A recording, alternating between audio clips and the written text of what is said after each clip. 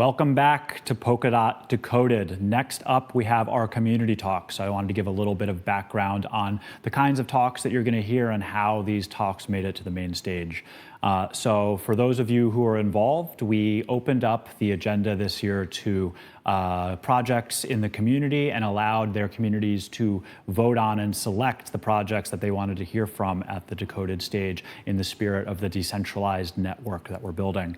These talks broke down into a couple of categories, including visionary talks about Polkadot in action, really diving into more specific use cases, short form lightning pitches, tech talk deep dives, workshops, and then an open custom format. Today, we're going to hear from some of the top talks that were selected in the voting process. So a little bit of background on how that worked.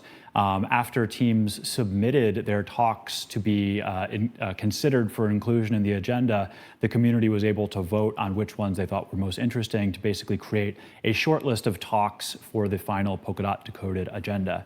At that point, the team at Parity and Web3 Foundation did basically auditions with all the projects of the last week and a half. You should have seen my calendar towards the end of last week. It was end-to-end dry runs with all of these teams. So I had got a really good window into what everyone was going to say.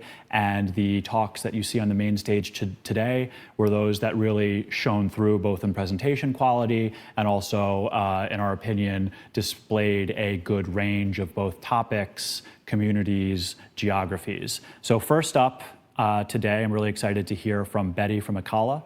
Acala is a substrate-based EVM-compatible parachain that aggregates a currently fragmented liquidity ecosystem and serves as a launching pad and more, hopefully providing a ubiquitous DeFi hub for DApps to access a multi-chain universe in the Polkadot ecosystem and beyond.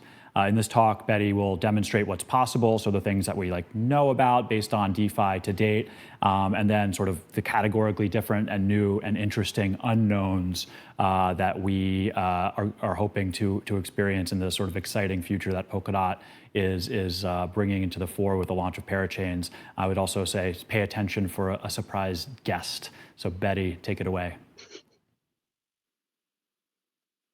Cool. Thanks, Peter, for the introduction. Hi, everyone. This is Bette, co-founder of Acala, Karura, and Lemina. So super happy to be here today. And I will share some very exciting new developments on composing some crushing applications using DeFi Legos on Acala, Polkadot, and also beyond. And as Peter mentioned, we've also invited a very special guest speaker to shed some light on how we can actually accelerate what we are doing here in crypto, in DeFi, to the real world adoption. And at the end, I'll also showcase a short demo. So it's a fully packed presentation. Hope you all enjoy it. And before we actually dive into building the decentralized applications, let's look briefly at how we actually got here today. And to actually set some context, it's also useful to actually reduce very complex things into fundamentals and first principles. Let's see how we go. So we start with Bitcoin. Essentially, Bitcoin is a single ledger. And it's also a very specific application. It does what it does really well, but with limited composability by design. So if we use an analogy, we can say this is the calculator era of blockchain. And next up, as you can expect, we have Ethereum. But essentially, Ethereum is just a ledger plus an EVM, an Ethereum virtual machine. So basically, it's a computer which allows developers to program applications on top of a ledger. And Ethereum is one giant computer, is a mainframe computer. Composability happens within a single blockchain. And I think we can call this the mainframe era of blockchain. And what happens after mainframe in the real world? Well, we subsequently have servers and cloud computing.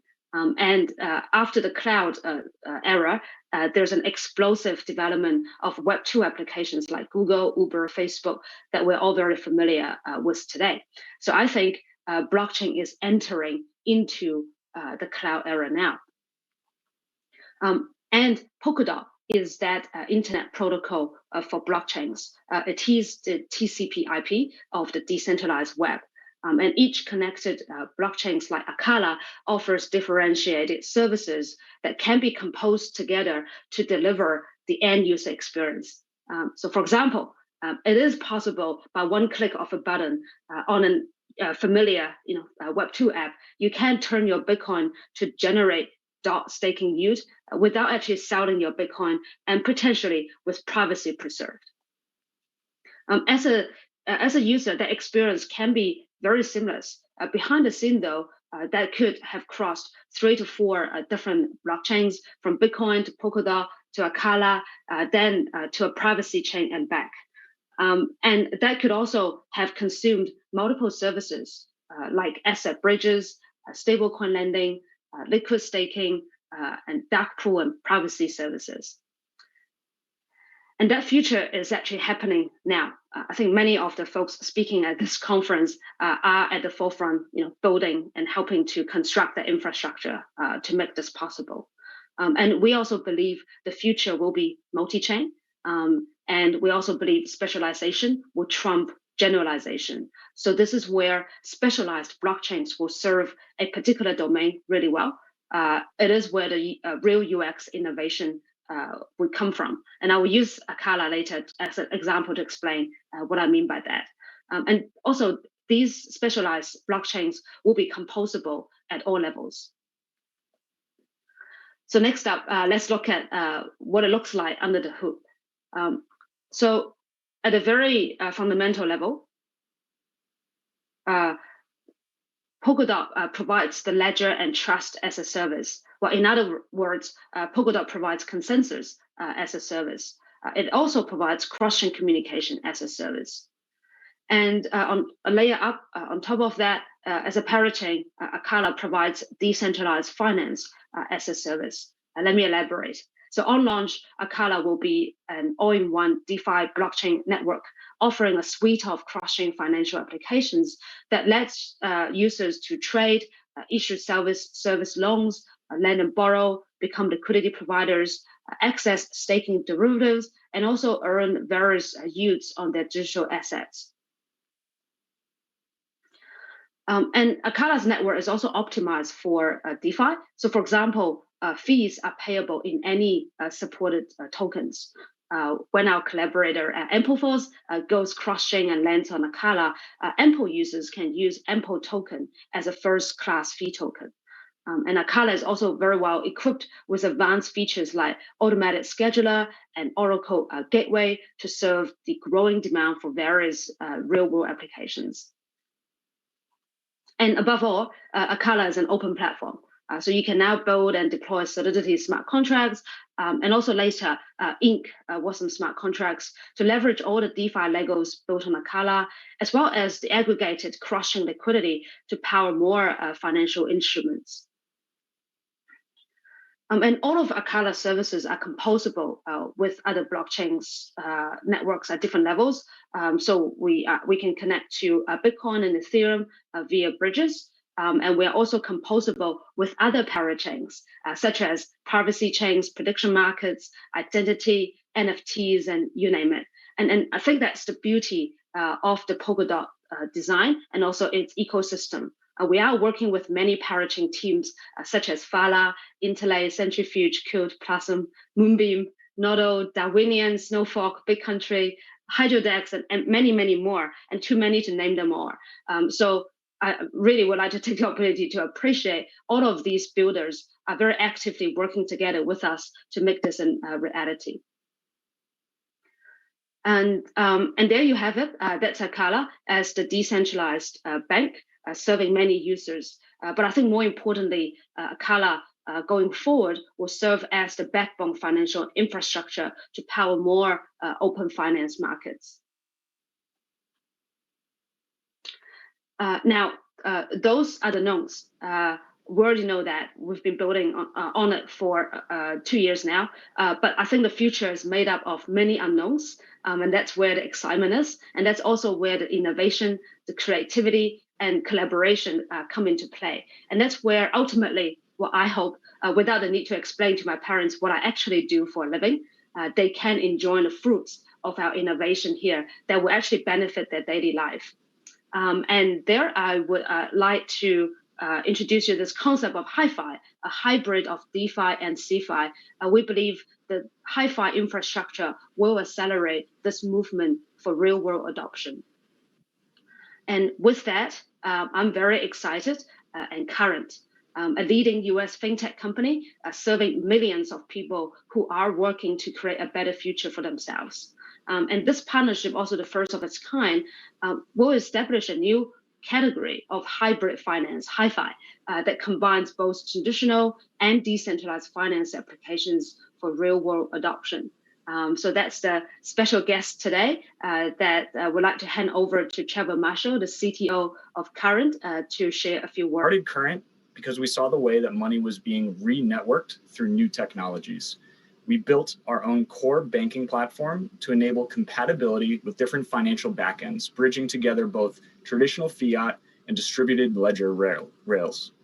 This first principle of compatibility is what initially drew me into the Polkadot system.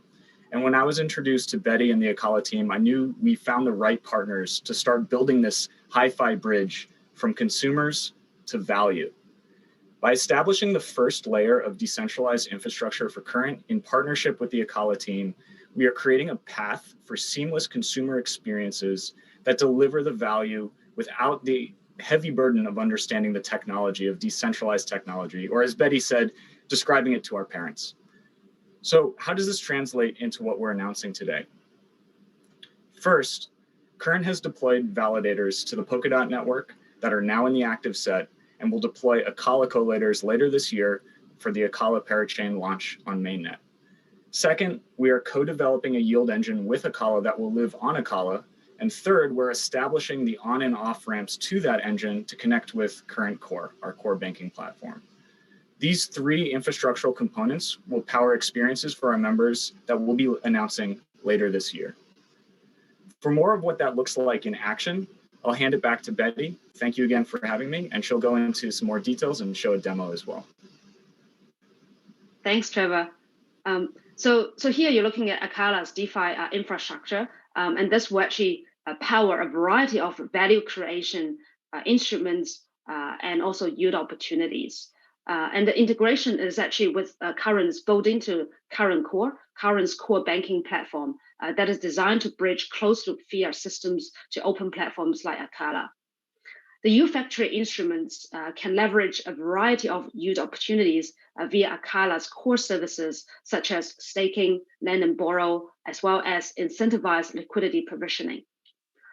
With streamlined fiat and DeFi bridges, everyday users can access these value creation opportunities via their familiar interfaces, such as a debit card or the fintech app or other interfaces. And also, for many of the DOT holders here, the yield instruments will enable use cases like allowing us to spend our future DOT staking reward in dollars without selling our DOT, without selling our DOT rewards, potentially free lunch opportunity right there. And there you have it, right? So this is the composable DeFi Legos powered by Polkadot and Acala and pluggable to hi-fi platforms. Now, I would like to give you all a sneak peek into behind the scene, the backend. And here's a proof of concept demo that I would like to show. And do bear with me, this is a proof of concept, so it's very cool UX and no promises as usual. So let's go into it.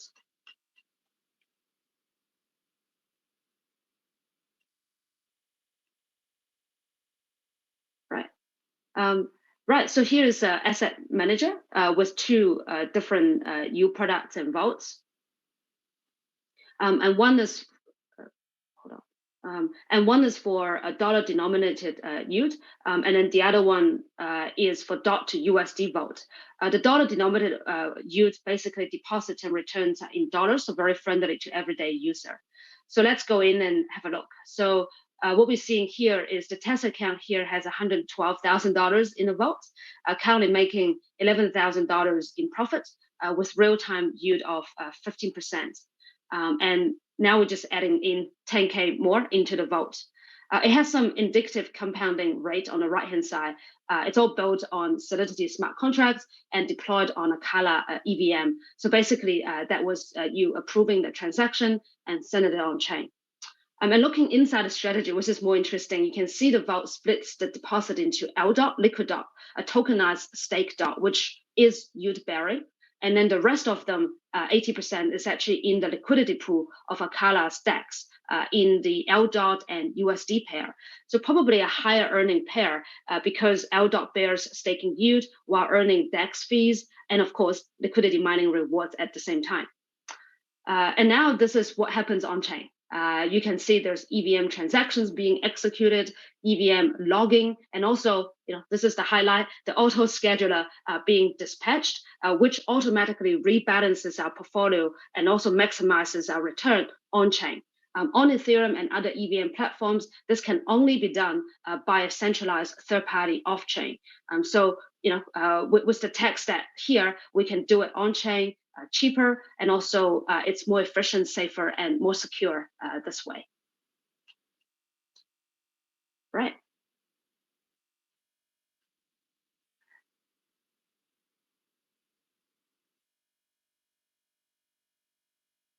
Right. So that's my presentation. So with Polkadot as the decentralized web and also Acala as the decentralized finance engine, together we will power a new global economy and empower individuals to create a freer and better financial future.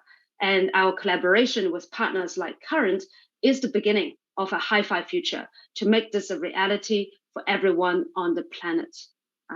And that concludes my presentation. So thank you.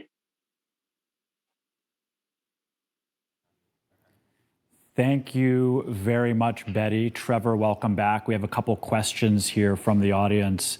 So first off, I think something maybe for you, Trevor. So like, what do current users get via Acala? And I know that there's more announcements to come. So without giving too much away, you have over 3 million users in the US now. What are they gonna have exposure to? And then like, what's like the risk management for them compared to like the traditional banking services they're used to getting through the app? Yeah, absolutely. We'll be releasing the actual way that this translates into the consumer experience later this year. But the fundamental idea is we're trying to create opportunities for value creation that don't exist in traditional systems. There is a unique opportunity here to bridge people into these systems that have been extremely difficult to access, even as a technical person. It's very difficult to access a lot of the types of value creation opportunities that exist in DeFi today. So our role, Current's role, is to be the interface layer to actually bridge customers into that. And so this first really step is putting that infrastructure in place so that we can build on top of it and create those experiences in the coming months. Yeah, you mentioned, I think earlier, or I think in the announcement that went out yesterday, that you've been exploring bringing sort of Web3 DeFi crypto technologies into your platform for a while. You tried to experiment with, I believe, Ripple, and then experimented a bit with Ethereum. Can you tell maybe a little bit about your experience there, why it didn't work, and then what about Polkadot and Acala really intrigued you and said like, this is the time that this is actually going to click? Yeah, absolutely. Early on, because we started Current building on top of Ripple directly, and there wasn't a lot of consumer value in bridging people into the networks in 2015. In 2018, we got very close to releasing an Ethereum-based product, but ultimately, the number of transactions that happen on our platform would overwhelm any sort of meaningful. You wanted to have one-to-one relationships of user actions into something that generates, in the case of what we were building on Ethereum, a data reward concept. It just kind of breaks down because you're trying to get value to customers that are relatively small, like microtransactions, but then you're paying gas costs that far exceed the actual outcome to customers. So it didn't make a ton of sense. But Polkadot to me is the first example of how you should actually scale this type of technology. The focus on composability, interoperability, it makes sense, and also the way that the validation is done allows for the type of scale that we would like to be able to apply through this, so that we can actually truly integrate on a transaction level into these systems. Yeah, that's great. So Trevor, one more question for you before I have some questions for Bette. Sort of the reverse of what I'm used to hearing. Everyone's like, how do I get access to this product in the US? Can't get this in the US, can't get that. Everyone in the chat's asking, how do I get current if I'm outside of the US? Is that possible? Is that in the foreseeable future for people who want to access this product? I think people are pretty excited about it. Yeah, absolutely. I think, we're focused on building a great business here in the US. There's a lot of things that we pay attention to in order to bring products like this. It's a very distinct sort of compliance landscape that we have to follow by. But one of the big benefits of building with Acala is a lot of these yield engines will be open. So we're not planning on locking down access to these features just to current customers. The goal would be, current can provide a really seamless way to integrate, but it wouldn't just necessarily be completely locked. So that's a big part of our focus of moving into more open systems, is to expand access even outside of our own consumer base, so that the value that we can create can expand to everyone. Awesome. Yeah, so some people were asking, does this mean I'll be able to swipe a card to a stablecoin balance? And the short answer is yes. A little bit more, even more exciting and interesting of a product than that. But as Trevor said, more to come in the coming weeks and months. Bette, over to you. A question here, sort of asking about the Ethereum ecosystem, saying Ethereum already has a thriving DeFi ecosystem. What does the Acala and a Polkadot offer that we can't already do on Ethereum? Sure, that's a great question. We asked that question to ourselves when we first started building on substrate test stack as well. What can we do differently? So I think there are many things that we can do significantly differently. I'm sure, like on a product level, you are seeing on the service level, there's still stablecoin, there's still exchanges, there's still all of those elements that you're building out. But there's the whole dot staking economy that's untapped, right? Based on this dot staking economy, there's a lot of new opportunity that are underexplored. So I alluded to in my presentation where many of the staking derivatives that can actually unlock many of the opportunities. Like you basically your assets can be in two different places at the same time. You can stake, provide security, but also at the same time, you can use it for DeFi, and potentially, you can spend the future staking rewards for everyday use, like grocery or something like that. So that's one aspect of more, product related. But at a more fundamental platform related questions, and then that's the most exciting part, because on Polkadot, unlike in the EVM, right, you are kind of constrained by what the virtual machine allows you to do or not allow you to do. So two things. One, inside the EVM, it allows you to have a fee token that's currently like ETH, right? I think for all of the DeFi users, it's probably normal. You just pay ETH as a gas fee. But if I tell my mom today, if you pay for your eggs in New Zealand dollars, but you have to have the Chinese yuan or have the US dollars as the gas fee, and she will just break down, right? That's just like very unusual user experience. And that's the UX innovation that I'm talking about, because we can actually customize at a level lower than the EVM, basically at the chain level, so that we can improve a lot of this UX, or actually make it right, the UX a lot. So for example, on Acala, you can pay your fees in stablecoin, or if you are Bitcoin maximalist, you can pay fees in Bitcoin without holding any other tokens. But that's only one very small thing that we did to demonstrate the point that you can customize everything. And another thing is you can have this more advanced features like on-chain scheduler. So I showed a little bit, and in my demo is like, normally, if you deploy that on Ethereum or a normal EVM compatible platform, you will have to set up an additional server to constantly monitor the risk levels as well as the collateral levels, to figure out whether you are in risk of liquidation. If so, the server actually sent a transaction onto the blockchain to liquidate the position or do some actions on the blockchain. So those are two separate systems, as you can see. And then you still rely on centralized parties to perform that reliably. And that was one of the reasons for Black Thursday that happened last year, on Ethereum. And we certainly, look up to a lot of the projects on Ethereum for all the lessons learned, all the risk exposures there, and then so we can improve all the stuff that we're doing here, because we now have a fully customizable blockchain that we can basically build real world applications that suitable for a lot of those more complex, more scale up applications. So you answered like 3 of the other questions I was about to ask. That was a great combined answer. So I think the last one I'll wrap up on, someone noted, and I think is an interesting piece, is you mentioned you're sort of restricted potentially in Ethereum by the Ethereum virtual machine, but then someone noticed in that chart that you both have like EVM and INC WASM smart contracts. Can you briefly just describe sort of how you can have 2 smart contracting mechanisms within the chain, and then like the benefits you might see by using a WebAssembly system versus the EVM? Yeah, so I think that's the beauty of Substrate. I think if above all, that's probably one of the most important and significant invention of the blockchain history, because with the Substrate framework, EVM is just one module, and also the WASM INC smart contract is also a module. If I use an analogy, a module is a little bit like apps in the App Store.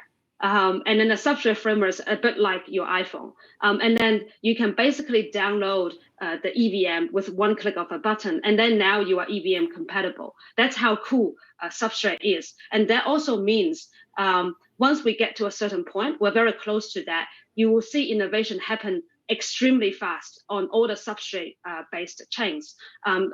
Because if there's any improvements on the EVM palette, if we add a new feature there, then immediately everyone who installed that EVM palette is going to immediately get that improvement. And if we actually have some new smart contract platform, for example, the INC WebAssembly smart contract platform is relatively new. It has a lot of improvements on performance, and handling of fees, state renting, and things like that. It's basically one app. So everyone, if downloads that, then you are enabled with that functionality. And imagine, Polkadot's going to have hundreds of Substrate-based chains, so as Kusama, and that, there you have like 200 plus chains that will be enabled with all of this new technology very quickly. And in general as well, not only EVM as modules, but many of the other functionality can be modularized and then deliver that innovation super fast. I think in the days, weeks, or years to come. So there you go, Peter. Awesome. Thank you, Bette. Thank you, Trevor. Really looking forward to seeing the product roll out over the course of the next year.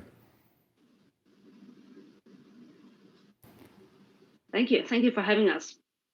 Thank you very much.